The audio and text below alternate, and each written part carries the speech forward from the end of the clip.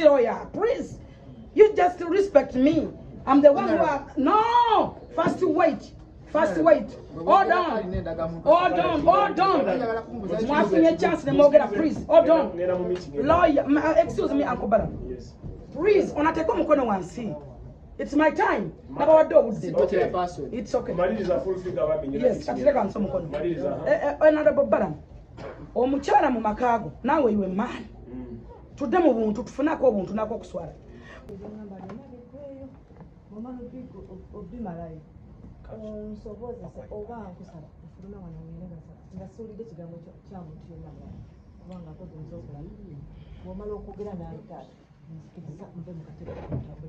Okay, so amagezi gemba wade galiwe katika bulizero yao. Yes, lawyer.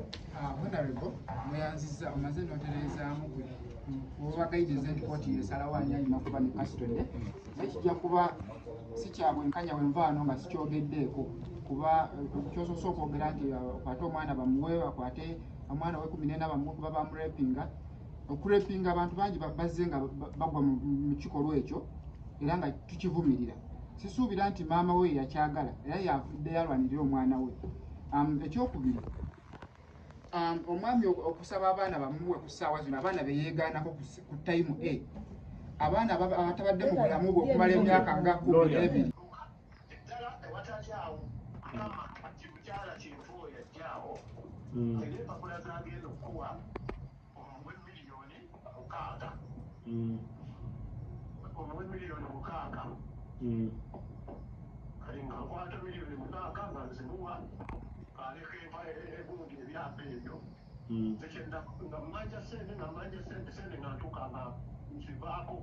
Mukubanja siri mubanzi mulungi era abantu bakozesa chance eyo okunjazaamanya n'abatali abo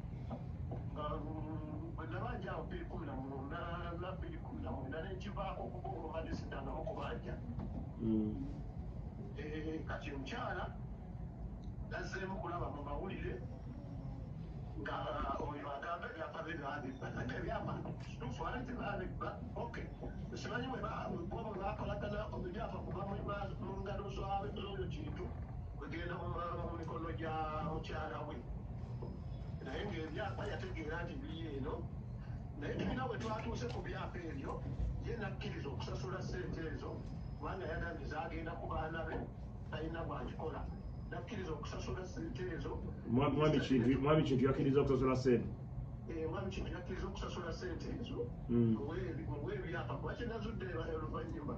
ebyapa ebyo ate wabaddewo pressure waliwo omwami yamuwamalaza tayito tuleko byapa ebyo kuliko ekyapa ekyakintu kuliko maza tayito alikuwako ne maza tayito ati ekintu nga era muka pressure yawamalaza itamuwabidde ekyenategeredde kyobeero si emakimbye pressure gyabaddeko so no tukola MOU ne lawyer wange ne LLC ebyapa n'embimukisa mwakoledde endagano mwagikoledde wa LC ne lawyer wo ne mwami kintu so omukyala yetu bamuyise omukyala saamuyise kubanga ekyaŋŋaanya okumuyita ng'ali mmanyi nti ensonga eyo ajja gitandikira agimalidde ate bwe yagenda ku poliisi yabagamba nti nali sirina ssente era ebyapa n'ebisingira mwabika walya era temubuuza si lwaki oteeka mu bintu ebyo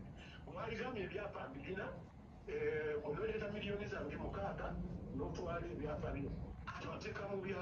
bundi mu byamawulire kuba buli bwoyogera ku linnya lyange akugamba mawulire tesaagala kati nangamba nti ate nze ssente naagisigiwa naye nyini akimanyi ssente twaze ebyapa twabyowolerako ssente nga sirina ssente zinabidabaani kati ebyapa bye nabimuwadde nga mu mikono gya LC kubanga LC eyo ensonga zaffe n'ekintu oyo ne mukyala Zurah ezibadde bwemutangaddemu kati era gye twalaze netukola endagaano wajja okunsasula era atandika mu January kunsasula tezaabaddewo bawegula batalina ssente sente era tezabaddewo era agenda agamba nti atandika mu January okunsasula nga buli mwezi ajja kumpangayo miliyoni okutuuka mu kumukaaga sente ekikulu ekyabaddewo endagaano mwagikoledde ku LC ekisinga obukulu ate wabadde ne lawyer wo so madamu wabanga inako kyabanja ku ssente wadde mbogenda n'afuna caveat ku kyapa ekyo n'akiteekako caveat nakola n'abanja ssente ze kuba gwe naawe okubeera n'ekyapa kya mother title y'omuntu nakyo si kiru ebbanga ddene emyaka 7 myaka mingi okay kakati it's okay nkitegedde kyembadde njagala weebale nnyo mukulu wange kyembadde njagala okutegeera kyekyo so tewaliwo sente endala ziwawola mukyalo oba mwami zeyo zokka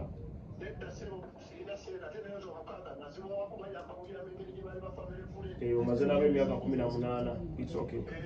neyanziza kankuleke businessman oyina ebyokukola kankuleke ove mu buno obuvuyo bw'abano kale so ruling yange yino ku nsonga eyo hold on sigenda kubira manager wajja ssente ezakola ebyapa kati gwoli wa ddembe olina lawyer she has a right to claim her money she invested in making the titles. And the way you can claim that money is one, you can seek a court order. Two, to confirm that she's the one who spent the money to make the titles. And what the purpose of the money, because there are receipts. And then so there are transactions, bank transactions and payments to process the title. So you can seek a court order or you can put a caveat on the title as they negotiate. I'm not here to talk about civil matters. It's because title matters are civil matters. Thank you, Honorable. Still, we have a claim against Mwami Kawalia to give out the titles without the knowledge of the person who handed over the titles. Okay, the titles are in her names. They are not in her names, but they were in her. Did she have powers of attorney to give them out? She has a claim of right. No. A claim of right. Listen to me. Now that is why I've told you that me as a minister, I don't want to get involved into family property. You exclude me. I'm here to protect the rights of children and young people. So let me not go beyond the rights of children and young people. Yes. There are other ministries in charge of such. One of them is Minister of Justice. The other one is Attorney General. The other one is going to court directly, like you know. You have a point, but I'm not a lawyer. Me, my work is I'm here to advocate for the children's right, and that is why you are here. Yes. The children must be maintained. The child's right whose rights are violated, I'm supposed to protect them. That is my role as a minister of children, and I'm supposed to fight for them to ensure justice prevails on them. A child raped or defiled or denied school fees or denied food, denied accommodation, denied everything. That is my role, to ensure that child gets justice and these rights are fulfilled.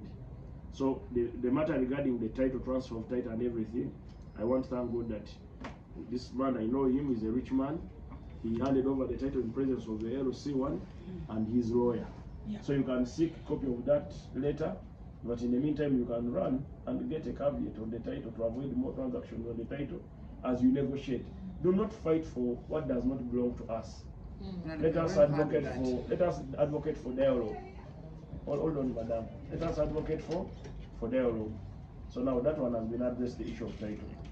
So if there is any money she's demanding regarding title, you can negotiate. Zembala you want to in Kolagana. Linda Populika.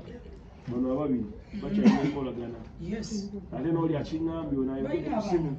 Bainavana Bachakolagana. Yes. So wesigade tujja kubaleka bano babiri batuule bakanye baleme kweweebuula bitibwa byabwe kati kyekusaba kiri kimu ekisembayo omwami oyo gwogenda kwogera ng'omaliza oli muntu mukulu fulfiga kyekusaba kiri ekintu kimu mukulu wange ono obudde ono omwami abadde ayogera ku simu adaze nti abamanyi emyaka 18 njagala omusabe ne mukyalawo nga temwiraba amawulire mugende mutuule n'omuntu omu wa LC awulidde ne osobola okufuna looyawo naye alina looyawo ne mutuula mwekka mugere ku nsonga zammwe ezo z'ebbanja ekisooka ebintu ebyapa bimulwanira ebyapa ebyokola lindako although it's okay ebyapa yabikola kuba bikola oyo agenda kwefiira atakyaweza myaka 10 ebintu ebijja kusigala nga by'abaana be era bigizibira abaana it's okay lwaki nkugambye muteekeko caveat mbuuza lwaki mbagambye muteekeko Honorable Balaam, njagala kutangaza mwawo katono taata. Lindako omukisa gwogenda kufundikira. No, ngenda kufundika naye kano kake mbadde nkutangaza. No, mindekere kati nga minisita. Thank you. Mindekere nga minisita. Mukulu, bw'olaba byenjogedde birimu obuzibu. Sibu. Birimu, kyapa si kyono musajja. tebirina mmanya goono bya mwami Matovu kyenjagala okutangaza taata wange Balaam ekyapa kya mwami Matovu ono mugamba ono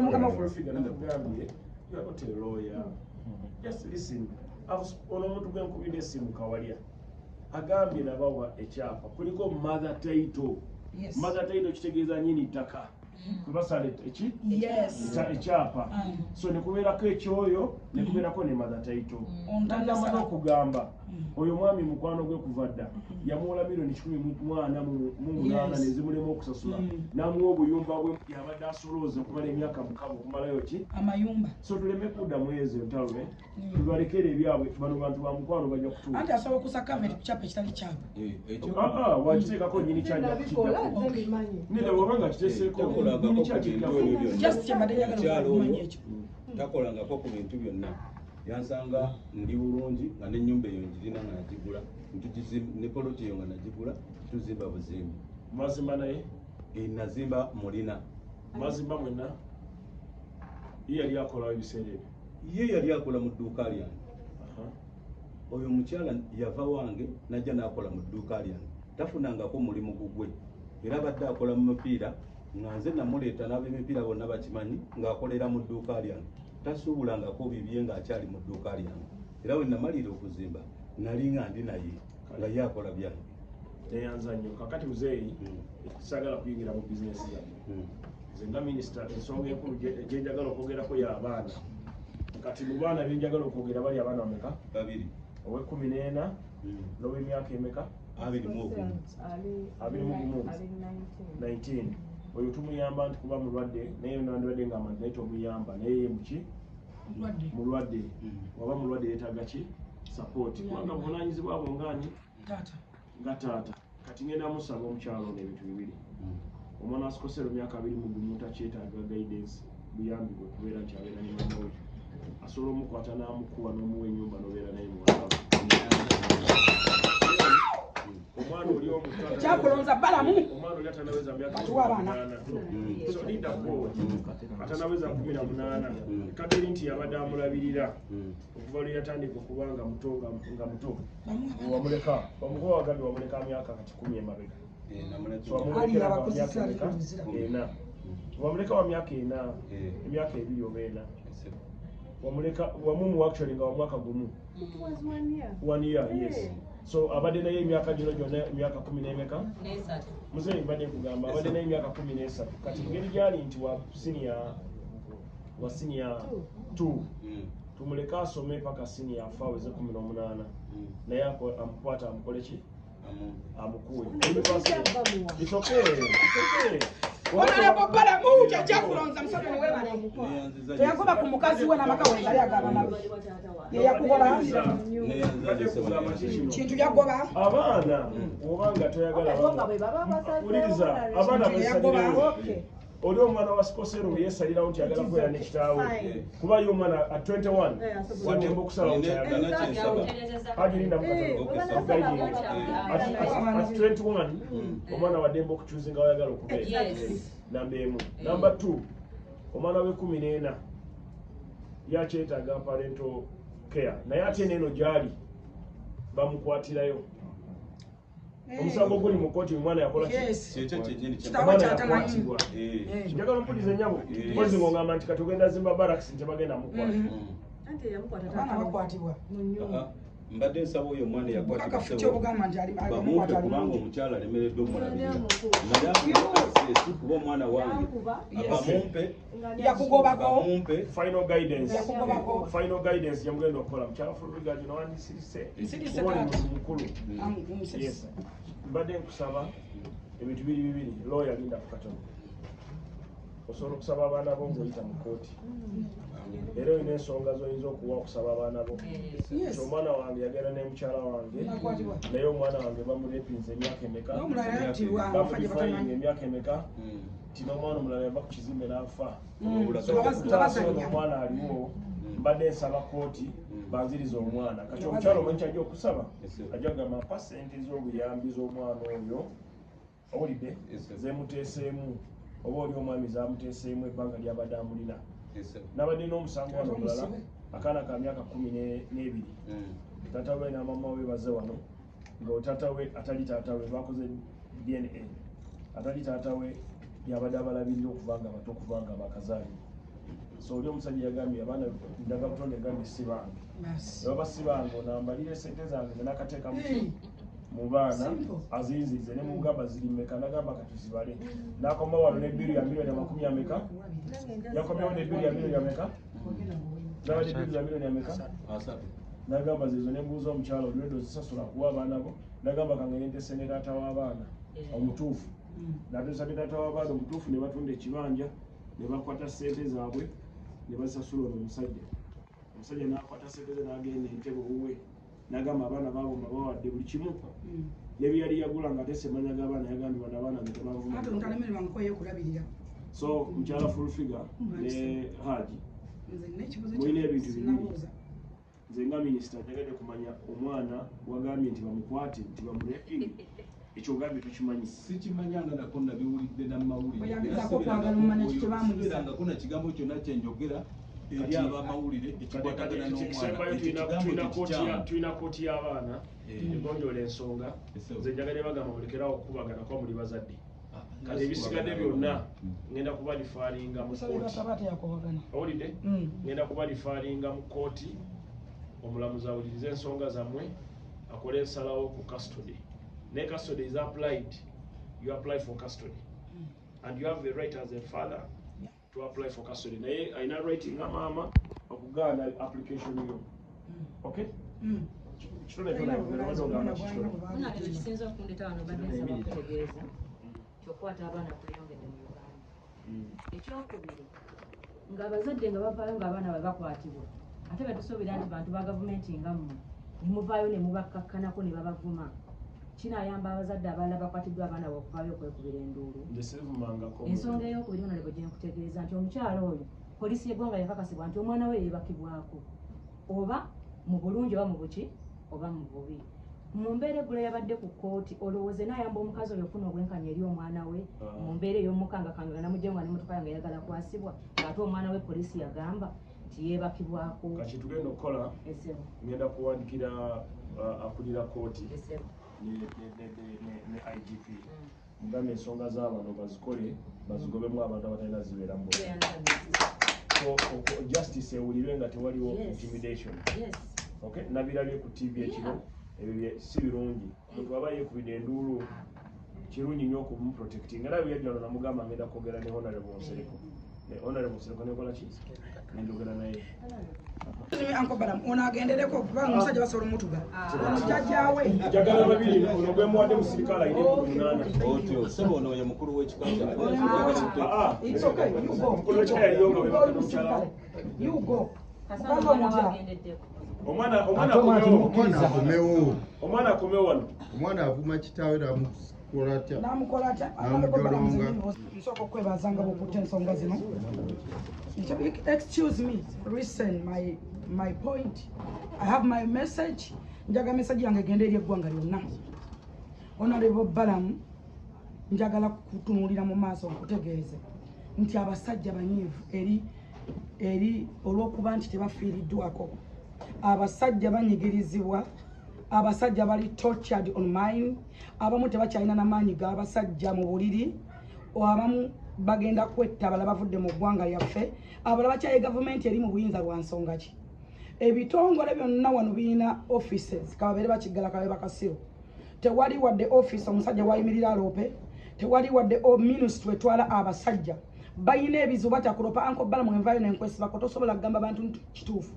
oba okwegaana wabula ngamba bugambi full figure kuba toyagala kuswala beamena abasajja abali bwe batyo ba aji ba sheik babasumba abachi abebiti bakoze business zaabwe nga batya kuswala naye nga tebalina bwe baloopa babbiddwa tuyina ekizibu mu ggwanga Uganda abakyala mabawa obuyinza bungi ne mbawa sympathies era nga bolabe makerere nti mubongerako ne views oba ki points 3 namba abasajja nga tebongereddwako abasajja tebalina tebalina kiraga nti no nabo baagala obwenkanya yessaawa honorable minister tukusaba ne prime minister wandikira president abasajja bafune office wache balopa oba babawe ekitongole kibatwala oba minister batwala mukola amateeka agayamba banna Uganda tuve ku nkola ya Europe muve ku mateeka aganyigiriza abasajja tebakyalina maanyi ga mbuliri omusajja akola n'akolera n'abaana be n'akolerera abantu be n'abapulaningira ne bwalifa n'agamba nkolerera abantu bange bwe ndifa nenva mu nsi gw'omanyi omuntu akwagala nakolerera paka lwaliva mu nsi ng'akulowoozaako naye the end of the day omukazi bakwana mukwane n'akwefuulire seconds 2 nga tolina wolopa ng'otana okwogera mu bantu ekyokubiri honorable Balaam nsaba message yange ogituuse omukulembeze w'eggwanga eri mwenna ab'ebitiibwa abasajja babaterewo office either babaterewo ministry nambe batwala betuyimiddeko z'empagi z'eggwanga ne mukuwa emisolo wabalabanga nga bo babakwata omusolo gw'omutwe ng'omukazi ayitawo n'aniigina wano mu Uganda wasa omukazi najja ng'ayambadde t-shirt bw'atuuka okuno banaasiba ennyumba namba n'agitwala mu Uganda wosanga omukazi azaala abaana mu nyumba yo n'obakuza n'obaweerera naye nga si gwe bazaala nga bakusibye naye ng'akakasizza ensi nti gwe bazaala era obalisa n'obaweerera abasajja batya kuswala ekirala nsaba eyo point honorable Balaam nkulu nnyo giwandiike egende eri bonna mu ggwanga mmwe ab'obuyinza mmwe abali mu buyinza muyambe abantu baffe muteekewo office olabe ku basajja abalina obulumi olabe ku basajja abatulugunyizibwa tuve ku nkola y'ebulaaya abasajja b'ebulaaya bonna sooka kyogamba nti abasajja tumalina office kitundu kyova olaba nti omwami oyo yaze n'office y'abasajja eno ministry ya gender eno ministry yonna ya gender ye ministry y'ekikula ky'abantu era tubeera mu nsonga z'okugonjoola ebizibu by'amaka eby'abaana n'ebyabavubuka bwe basibikola waliwo minisita waffe wansi bamuyita honorable Beta Mongi naye abikola kyova olaba nti ono wazze n'omusango omwami omukyala yaleese omusango naye tugenza okumaliriza nga mbagambye ensonga zaabwe zijja kugwerawa mu kooti ezikwata ku byobugagga byabwe balwanira so eno office yaabwe era mbagaidinze bulungi mbagambye bwe baba nga balwanira ekyapa kibeera kooti ejja kubabuulira nyini kyapa omutuufu yaani wabanga yateekamu sente okukola ekyapa kooti ejja kulagira ono omwami nti sasulani oli kyobalaba nti afunye obwenkanya era avudde wano nga musanyufu mugambye eddembe lyo okusaba okubeera n'abaana bo naye bwe babadde tobalabirira kuva mu buto nga babeegaana poliisi ekola ndaga butonde nekonfaminga nti babo gwe mwenyini n'okkiriza omukyala agende n'abaana be nabo afumbire obalala gye bafunidde obuzibu si nsobi ya gavumenti nsobi yo gwe nga taata obutafolowinga mwana wo omuto okumubuuza gy'oli oli bulungi kuba kanako emyaka 10-12 obuwala obuto ebagita adolescence stage from 10 to 14 bafuna amabeere gatandika okuvaayo so ebisajja ebiri obuto bitandika kulaba nga kasooli omuto kati ono kasooli alabika yawooma owulidde so eno office eyamba abasajja abakyala abaana abalema abakadde ne president Museveni alina wano minisita we owabazeeyi ali wano tulina minisita w'abazeeyi tulina minisita tulina wano minisita wa culture ebyobuwangwa then tubeerawo nange minisita then wabeerawo ne minisita w'abakozi so eno minisitule buli kikola ku ky'abantu kiri wano ensi yonna ekimanyi nti minisitule ya Balaam y'abaana n'abavubuka njogera ku basajja abasajja bali under gender tulina minisita wano ekyo njagala okitangaza eggwanga lyonna ensi ekimanyi nti abasajja mulina minisitule under gender exactly ekulemberwa honorable Beta Mongi nefe wano tukola nga tiimu tuli baminisita 7 wano mu kizimbe kino so buli omu akwatirako munne so kyoboolaba oyo omwami wabadde n'ekizibu nkiwuliriza nenkubira gwe yawa ekyapa nenfuna amazima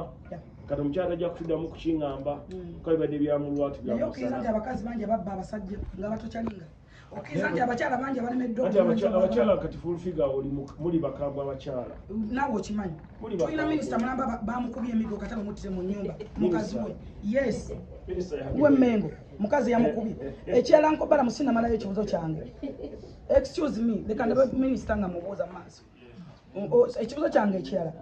ogambye nti no mwafunye enkumbi omwana omuto gwe balepinga yetegekera enkumbi ng'agenda mu sekisi bya kooti ebyo tubireke anti gwe okyogeddeko wano mbadde njaga kumanya nti omuntu gwe balepinga yetekeratekera enkumbi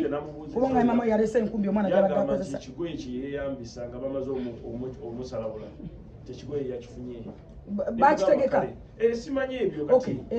ekisembayo ankobala ekisembayo ankobala